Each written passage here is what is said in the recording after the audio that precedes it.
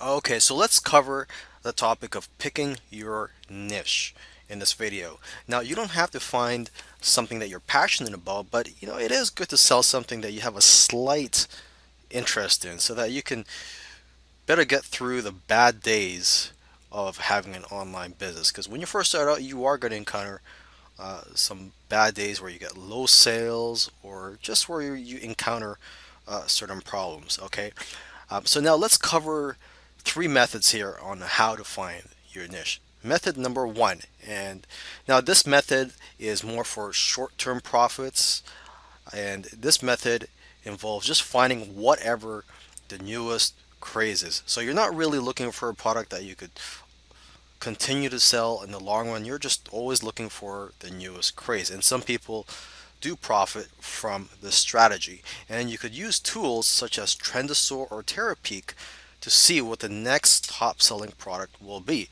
So, for example, using Trendosaur, someone was able to find out about those selfie sticks, and I think it was about two months before they became popular in the United States, and they stocked up on the selfie sticks, and they ended up making around $65,000 in 1 month from selfie sticks. Okay, so now on to method number two. If you're gonna go start off selling on Amazon, you should go to Amazon's best sellers list to find out which products are the hottest selling. Okay, so find out which products have good reviews and not many sellers so that there's not much competition in your niche.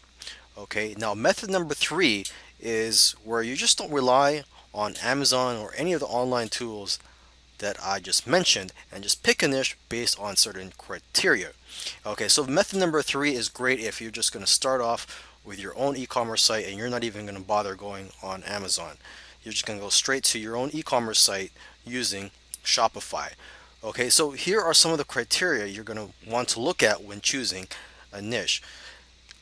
You're going to want to choose a niche where you can add value so that you can differentiate yourself from the competition. You're going to also want to find a niche that has passionate or desperate buyers. So by desperate, I mean people that have problems that they need to solve immediately and they're desperate enough to buy it online. Okay, you're also going to want to find a niche in which the products are hard to find locally. Okay, you're also going to want to find a niche in which the products are disposable or consumable. So this is good for getting repeat customers. And lastly, the other criteria here is a niche in which the products require a lot of accessories.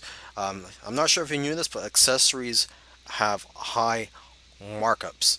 Okay, I mean, as an example, when you go to Best Buy and you buy a TV, they don't really make much profit on the TV. There's a very small markup, but when you buy accessories, there's a high markup on that, and they actually profit more sometimes from the accessories. Okay, so this is just some of the criteria, and you don't have to choose a niche based on all of this criteria. It could just be based on one or two of these criteria. Now that you've chosen your niche and you have an idea of what you're going to sell, it's time to look for suppliers. And you're going to want to look for products that you can white label. Now, most companies that are willing to drop ship will let you pre purchase units but still keep it in their warehouse and fulfill it for you. You can also have them ship it straight to Amazon and use Amazon's fulfillment services. Okay, so where do we search? One place you could go to is Alibaba. That's the most popular site right now where you can find suppliers. That's where I found my suppliers. Another place you can go to is just go to Google. Again, that's what I've used to find my suppliers, and they're not necessarily going to be on the first page of Google because a lot of these suppliers or wholesale companies, some of them do not spend a whole lot of time creating an SEO optimized website. Okay, so you may have to go 5 pages deep in Google to find a good wholesale company. Another thing you're going to want to do is to call the manufacturer of a product and ask who the distributors are. Okay, so this is if you cannot find the supplier of a product that you want to sell, you can just buy the product and then just call the manufacturer. Okay, another thing you may want to do is to purchase a paid directory of wholesalers. And again, this is something that I've done in the past, and I've found suppliers from these directories. Okay, and lastly, what I recommend you do is to build relationships with your suppliers so that they can deliver their products on time. In this video, I want to talk about the importance of creating a brand and also how to create the brand. So why should you create a brand? Why should you brand your products and your company? Well, if you're selling the same thing as 20 other people on Amazon, well, what that does is that drives down the price, and you guys are just going to be competing on price, and your profit is going to be very low. And you also cannot compete with the bigger guys like Walmart. So, what you have to do is make yourself different. And what makes you different is your brand. And so the perceived value is going to be different when you actually have your own brand and you're not the same as everybody else. You don't have to compete with Walmart. Okay, so here are some advantages of creating a brand. Customer loyalty. If someone resonates with your brand, they will stick with you and continue to buy from you. Another advantage is a higher price point. Okay, you no longer have to compete on price.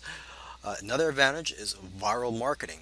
If people love your videos or the social images you put out there, they're going to share it. And also, another advantage is the valuation of your company will be higher. I mentioned this in a previous video that if you were to sell your company, if you have your own store that has its own brand, it will be worth a lot more than if it were just a store on Amazon. Okay, now here are the disadvantages.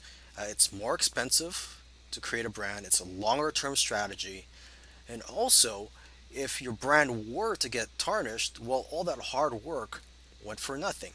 Okay, and I just want to share a quick case study.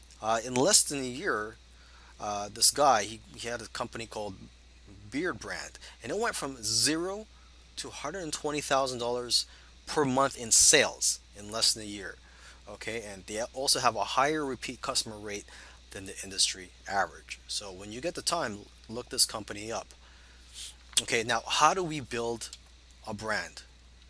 Okay, you're going to want to take your own high quality photos so that they're not recognized as the same stock photos that everybody else uses. Okay, you're going to want to write your own description, and if you really want to do it right, apply to get your own unique UPC code. Okay, and if you're not good at taking pictures or you don't have the time, you could even hire a photographer. Okay, make sure to also create a nice logo that represents your company and your products, and put your mission statement and your values on your site. Okay, and if you do have a website, you need a distinctive design. And lastly, make sure that you give free stuff with your orders to keep you and your company on your customers' minds and to make them happy. If you're selling on Amazon, Amazon will be driving most of the traffic for you already. So most of the work will be done for you. Now, if you have your own website, here are some traffic methods that you can use. Okay, so if you have an e-commerce website and you don't want to spend a lot of money on paid methods like PPC or pay-per-click, there are several free methods for you to use. And actually, not all methods will work for you. You just have to try most of them and then just scale up on the ones that work for you. Okay, so first of all, PPC is not that popular amongst e-commerce store owners because it cuts into their profit margins. A lot of people use PPC or pay-per-click to test out a new product just to see how popular or how much demand there is for a new product that they're planning to roll out. Okay, now in terms of free traffic methods, you may want to try social media. Uh, there's always a chance that one of your social media campaigns will go viral. Okay, you can also create a funny video to make your brand go viral. You can also create an informative video that explains why people need your product. And again, this video has the possibility or the potential to go viral. Okay, you could also pay for or write blog posts that people can share on social media.